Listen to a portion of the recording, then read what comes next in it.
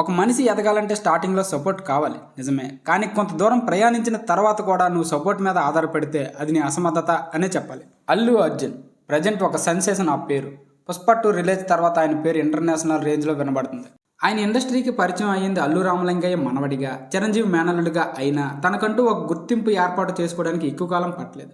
ఆయన life journey గురించి చెప్పాలి అంటే ఒక పెద్ద బ్యాక్గ్రౌండ్ ఉన్న ఫ్యామిలీ నుంచి ఇంట్రడ్యూస్ అయ్యి స్టైలిష్ స్టార్గా ఎదిగి ఐకాన్ స్టార్గా మారారు. ఆయన జర్నీ ఏం అంత ఈజీగా వెళ్ళలేదు. క్రిటిసిజం అండ్ ట్రోల్స్ అందరి హీరోస్కి ఉంటాయి, కానీ ఫస్ట్ సినిమాకే న్యూస్ పేపర్స్ అండ్ టీవీస్లో నెగిటివ్గా చెప్తే నేను సినిమాలకు పనికొస్తానా లేదా, సినిమాలు చెయ్యాలా వద్దా అన్న క్వశ్చన్ మార్క్ నుంచి పుట్టిన బ్రాండ్ పేరే అల్లు అర్జున్. తనకంటూ ఒక యూనిక్నెస్ ఉండాలి, లేకపోతే ఇందులో ఎదగలేం అని తన మొదటి సినిమాకే అల్లు అర్జున్కి అర్థమైంది. ఒక సపోర్ట్తో వచ్చినా సరే ఎదగాలంటే తనకంటూ ఒక స్పెషల్ టాలెంట్ ఉండాలి అని తెలుసుకున్నాడు. నెక్స్ట్ మూవీ ఆర్యతో ఫుల్ చేంజ్ ఓవర్తో లవ్ స్టోరీలోనే ఒక ట్రెండ్ సెట్టింగ్ మూవీని ఇచ్చాడు.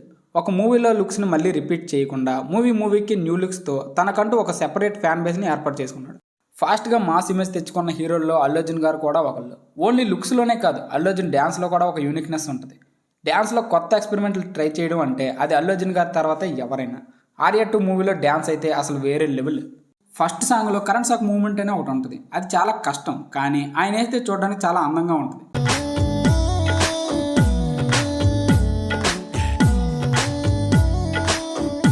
రేస్ గుర్రం మూవీలో ఓన్లీ డ్యాన్స్ మూవ్స్ కోసమే ఒక వెస్టర్న్ సాంగ్ డిజైన్ చేసుకున్నారు.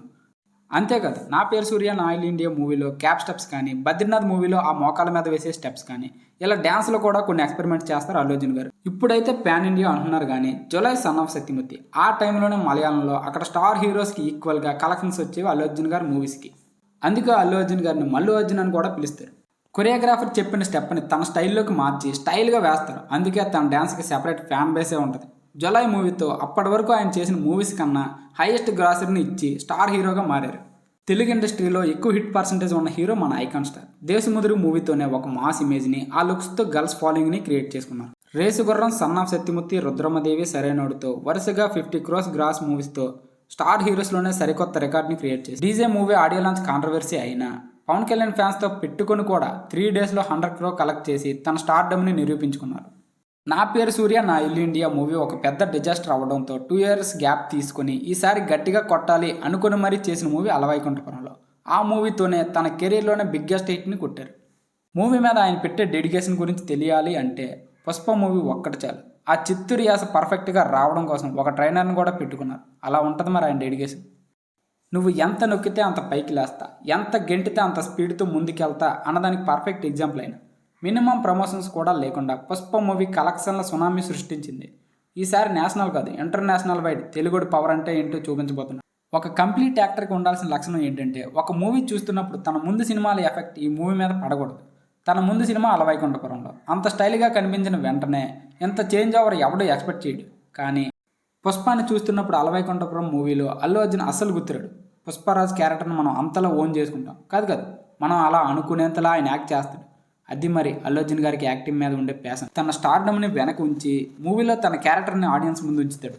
అందుకే స్టైలిష్ స్టార్ నుంచి ఐకాన్ స్టార్గా మార్చారు సుకుమార్ గారు. ఎందుకంటే పుష్పరాజ్ క్యారెక్టర్ అనేది ఒక రఫ్ క్యారెక్టర్. మూవీ అంతా రూరల్ బ్యాక్డ్రాప్లో ఫారెస్ట్ ఏరియాలో జరుగుతుంది. హీరో కూడా దానికి తగ్గట్టుగానే మొరటగా ఉండాలి. అప్పటి వరకు తనకున్న స్టైలిష్ ఇమేజ్ని పక్కన పెట్టి చేయాల్సిన మూవీ. అలాంటి కథను ఒప్పుకొని చేశారు కాబట్టే ఆయన ఐకాన్ స్టార్గా మారారు. మన టాలీవుడ్కి నేషనల్ అవార్డు తెచ్చారు. పుష్ప టైటిల్ సాంగ్లో ఒక లిరిక్ ఉంటుంది,